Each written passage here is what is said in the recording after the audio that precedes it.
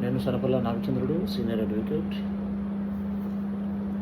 GPA versus SPA.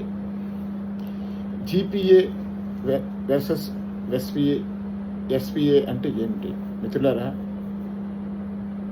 వీటి మధ్య తేడా ఏమిటి అంటే, జీపీఏ అంటే general power of attorney.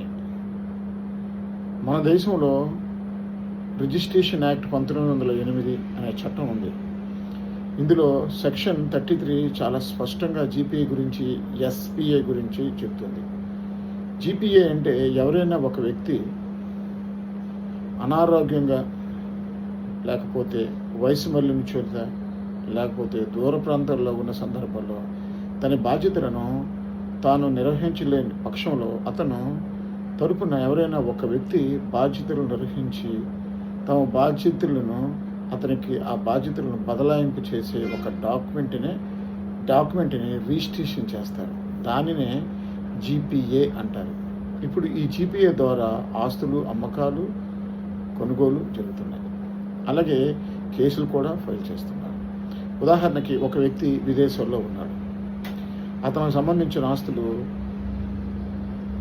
General power attorney తీసుకున్న వ్యక్తి ఇక్కడ అమ్మకాలు, కొనుగోలు చేయవచ్చు.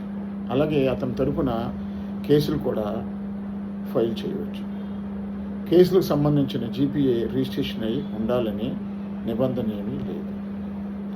అన్రిజిస్టర్డ్ జీపీ అయినా కేసుల వరకు సరిపోతుంది. ఇది జీపీఏ. ఇక ఎస్పీఏ అంటే స్పెషల్ పవర్ ఆఫ్ అటార్నీ.